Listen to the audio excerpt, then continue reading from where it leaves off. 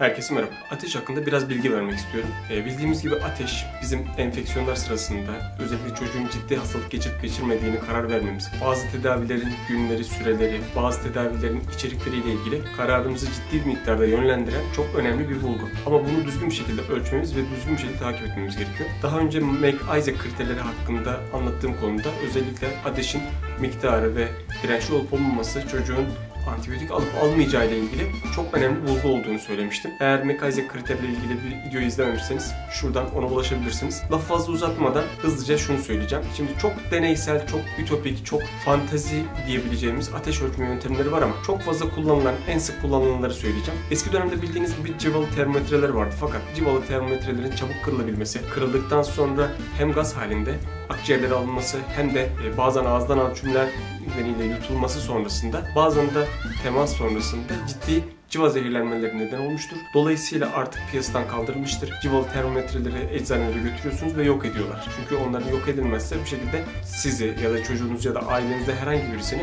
zehirleme ihtimali yüksek. Dolayısıyla artık cıvalı termometre yok. Onun yerine basit termometreler var. Bu termometrelerle ağızdan, rektal yani popodan veya koltuk altından ya da işte bazı bebeklerde olduğu gibi cilt üzerinde katlanarak ateş ölçümü yapılabilir. Ağızdan ateş ölçerken proplu termometrelerle 5 ila 7 dakika civarında ağzın kapalı olarak gerekmesi nedeniyle uygulanması zor. Entüb hastalarda olmaz, yeni doğan hastalarda olmaz filan gibi değişik sıkıntılar var. O yüzden artık ağızdan ateş ölçümü yok. Popodan ateş ölçümü özellikle 5 yaşın altındaki çocuklarda ciddi bağırsak yaralanmalarına neden olabileceği için bunu da önermiyoruz. Bunun yerine koltuk altından ölçümü öneriyoruz. Koltuk altından ölçüm bildiğimiz gibi herhangi bir komplikasyon dediğimiz sonrasında sıkıntı oluşturabilecek herhangi bir sorun oluşturmuyor. Fakat eğer koltuk altından ölçecekseniz iki farklı koltuk altından iki farklı dereceyle ölçüm yapın. Bu ölçümler hiçbir zaman 0,5 dereceden daha farklı olmaması lazım. Koltuk altından ölçmeden önce koltuk altının kuru olduğundan ve nemli olmadığından emin olun. Eğer nemliyse bir miktar kurulayın, ondan sonrasında ölçün. Bu ölçüm en az 5 dakika boyunca devam etmesi lazım. Çünkü nihai sıcaklığa ulaşamayabilir. Veya bu yeni problu cihazlarda bazen termometrenin kendi alarmını duymanız gerekir. O durumda da aynı şekilde doğruya yakın bir sonuç verecektir. Ama en ideali eğer gücünüz yetiyorsa bir tane lazerli termometre almanız. Bunun iki farklı yöntem var. Biliyorsunuz ki bu artık acillerde, hastanelerde, her tarafta, her köşede satılır hale gelen tabancalı termometreler. Bu tabancalı termometreler normal ateş takibi, ateş ölçümü için uygun değil. Çocuğunuz eğer rüzgar aldıysa başınız soğuyor, 35 derece ölçüyorsunuz. Göğsüne bakıyorsunuz, fazla kat kat giydirirse 39 ölçüyorsun. Boynundan baktığınız zaman 37 oluyor. Kulak arkasından bakıldığı zaman 39 oluyor. Bilmem ne oluyor. Yani hiçbir yerinde belli bir standart ölçüm yok. Dolayısıyla eğer ateşi hızlı bir şekilde ölçme niyetiniz varsa şu an için en uygun yöntem olan kulak termometresini kullanmanız lazım. Kulak termometresi yani timpanik zar dediğimiz timpanik zarın termometreler şu an için en ideal ölçüm yöntemi. Dolayısıyla özetlemek gerekirse koltuk altından eğer 37,8 ve üzerinde ateşiniz varsa, kulaktan 38,3 ve üzerinde ateşiniz varsa çocuğunuzda ateş var demektir. Yarım saat 1 saat aralarla ateş takibi yapın. Eğer koltuk altından 37,8 üzerinde ateşiniz devam ediyorsa,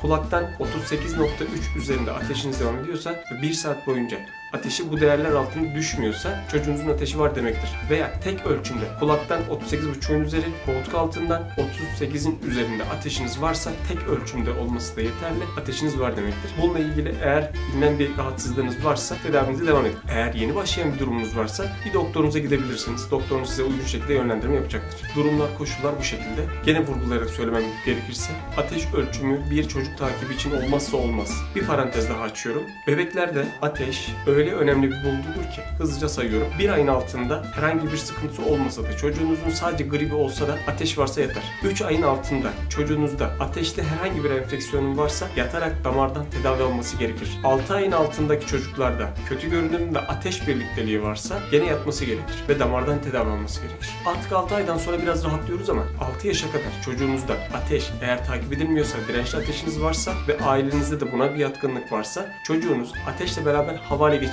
Ve eğer havale geçirdiğiniz zaman ateşiniz varsa farklı bir tedavi yönüne yönlendiriyorsunuz. Ateşiniz yoksa daha farklı bir şekilde takip ediliyorsunuz. O yüzden çocuğunuzda ateş, enfeksiyon bulgusu ya da anormal giden herhangi bir durumda ateşinize düzgün bir şekilde bakın ve ateşinizi not etmeyi unutmayın. Ve benim tercihim aileleri de bu şekilde yönlendiriyorum. Mümkünse bir çetele tutun. Yani ateşin ölçüm derecesi, ateşi ölçtüğünüz saat ve ateş sonrasında uyguladığınız tedavi varsa ateş düşürücü vermek, duş aldırmak ya da doktora götürmek gibi ufak notlar numaralı bir sayfaya böyle 2 gün, 3 günlük özetiniz çıkıp geldiği zaman çocuklarda ciddi miktarda tanımız kesinleşiyor ve netleşiyor. Dolayısıyla yanlış tedavi vermemek için, gereksiz ilaç kullanmamak için ve kararında gerektiği kadar ilaçla tedavi olabilmek için, çocuğunuz ve kendi sağlığınız için lütfen ateşinize düzgün bir şekilde bakın. Tekrar söylüyorum. 2 yöntem var. Ya koltuk altından bakacaksınız ya kulaktan. Üçüncü bir yöntem yok. Hepinize ateşsiz günler diliyorum.